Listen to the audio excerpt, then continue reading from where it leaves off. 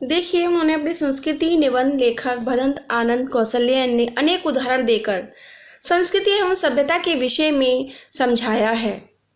सभ्यता एवं संस्कृति के विषय में क्या समझाया, देखिए उन्होंने साथ ही ये भी बताया है कि दोनों वस्तु एक ही हैं अथवा अलग अलग हैं। सभ्यता एवं संस्कृति से जुड़े अनेक जटिल प्रश्नों से सीखने के लिए प्रेरणा दी है। उन्होंने सभ्यता को संस्कृति का ही अंग मानते हुए मानव संस्कृति को अविभाज्य माना है। उन्हें इस बात का आश्चर्य तथा दुख होता है कि लोग संस्कृति का बंटवारा कर रहे हैं। ये सभ्यता और संस्कृति का भी कोई महत्व नहीं है जो मनुष्य के लिए कल्याणकारी ना हो।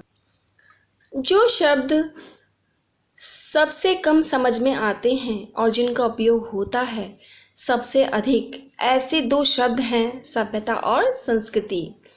इन दो शब्दों के साथ साथ जब अनेक विशेषण लग जाते हैं, उदाहरण के लिए जैसे भौतिक सभ्यता और आध्यात्मिक सभ्यता, तब दोनों शब्दों का जो थोड़ा बहुत अर्थ समझ में आया रहता है वह भी गलत सलत हो जाता है।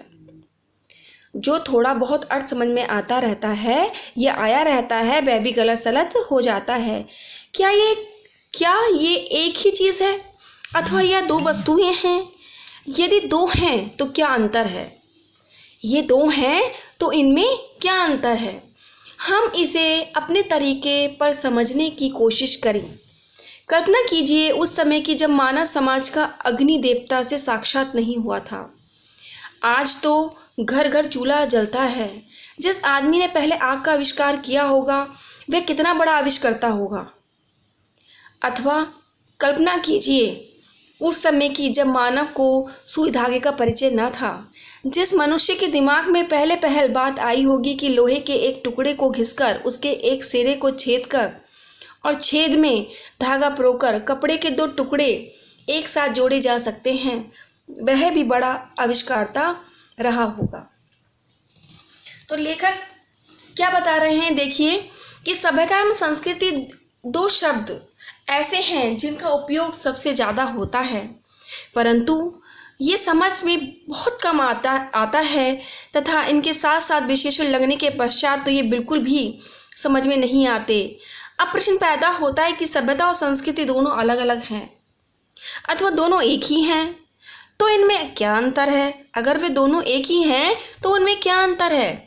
लेखक इसका उत्तर देते हुए कहता है कि आग की खोज करने वाला तो कोई महान आविष्कारक ही होगा जिसके वजह से हर घर में चूल्हा जल रहा है।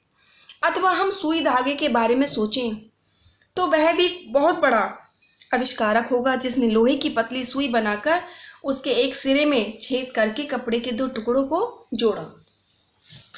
इन्हीं दो उदाहरणों पर विचार कीजिए।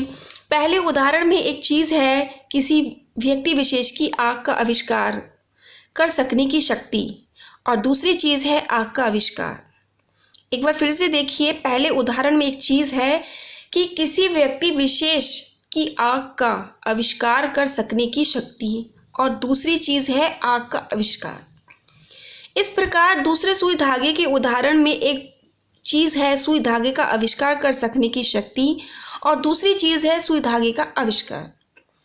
जिस योग्यता, प्रवृत्ति तथा प्रेरणा के बल पर आग का व सुई धागे का आविष्कार हुआ वह है व्यक्ति विशेष की संस्कृति और उस संस्कृति द्वारा जो आविष्कार हुआ, जो चीज़ उसने अपने साथ अपने तथा दूसरों के लिए आविष्कृत की, उसका नाम है सभ्यता। अब देखिए कि सभ्यता और संस्कृति में कितना अंतर है। एक बार फिर से जानेंगे हम। जिस योग्यता, प्रवृत्ति अथवा प्रेरणा के बल पर आग का व सुई धागे का आविष्कार हुआ वह है व्यक्ति विशेष की संस्कृति और उस संस्कृति द्वारा जो आविष्कार हुआ, जो चीज़ उसने अपने तथा दूसरों के लिए आविष्कृत की, उसका नाम है सभ्यता। जिस व्यक्ति में पहली चीज़ जितनी अधिक व जैसे परिष्कृत मात्रा में होगी वह व्यक्ति उतना ही आर्थिक व वैसा ही परिष्कृत आविष्कर्ता होगा। एक संस्कृत व्यक्ति किसी नई चीज़ की खोज करता है, किंतु उसकी संतान को वह अपने पूर्वज से अनायास ही प्राप्त हो जाती है। वह अपने पूर्वजों से अनायास ही प्राप्त हो जाती है। परिष्कृत से तात्पर्य है जिसका परिष्कार किया गया हो, और अनायास का तात्पर्य है बिना प्रयास के, कि हमें वो चीज़ें बिना प्रयास के मिल जाती हैं जो हमसे बड़े हमारे परिवार के सदस्यों ने प्राप्त की है। जिस व्यक्ति की बुद्धि ने अथवा उसके विवेक ने किसी भी नए तथ्य का दर्शन किया, किसी भी नए तथ्य का दर्शन किया, वह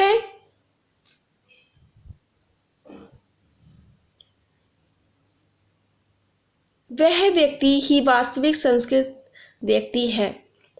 एक बार फिर से देखिए, जिस व्यक्ति की बुद्धि ने अथवा उसके विवेक ने किसी भी नए तथ्य का दर्शन किया, वह व्यक्ति ही वास्तविक संस्कृत व्यक्ति है, और उसकी संतान जिसे अपने पूर्वज से वह वस्तु अनायास ही प्राप्त हो गई, वह अपने पूर्वज की भांति सभ्य भले ही बन जाए, संस्कृत नहीं कहला सकता। एक आधुनिक उदाहरण है आपके सामने।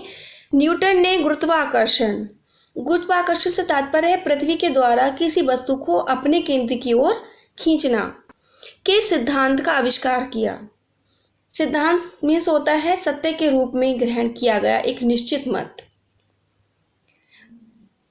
वह संस्कृत मानव था।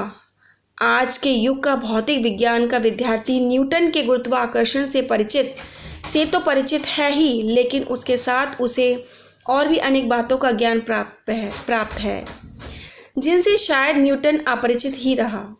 ऐसा होने पर भी हम आज के भौतिक विज्ञान के विद्यार्थी को न्यूटन की अपेक्षा अधिक सभ्य भले ही कह सकें, पर न्यूटन जितना संस्कृत नहीं कह सकते।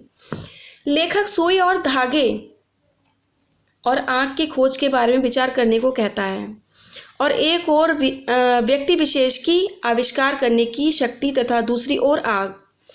मनुष्य ने अपनी संस्कृति से प्रेरणा व सामर्थ्य प्राप्त कर उनका आविष्कार किया तथा उसको सभ्यता के बल पर लोगों तक पहुंचाया। जिस व्यक्ति की जितनी शुद्ध एवं पवित्र संस्कृति होगी, वह उतना ही शुद्ध आविष्कारक होगा। जो व्यक्ति अपने बुद्धि व विवेक तथा धैर्य के आधार पर नई नई चीज़ों की खोज करता है, वह वास्तव में सच्चा संस्कृत व्यक्ति है। जबकि जब संतान को उसके पूर्वज से अनायास ही मिलती है, तो वह संतान संस्कृत नहीं कह सकते या उसको संस्कृत नहीं कहा जा सकता। अगर हम न्यूटन के गुरुत्वाकर्षण सिद्धांत का उदाहरण लें, तो वह संस्कृत व्यक्ति है, परंतु सिद्धांत से ज्ञान प्राप्त करने वाले अधिक सभ्य विद्यार्थी संस्कृत नहीं कहे जा सकते।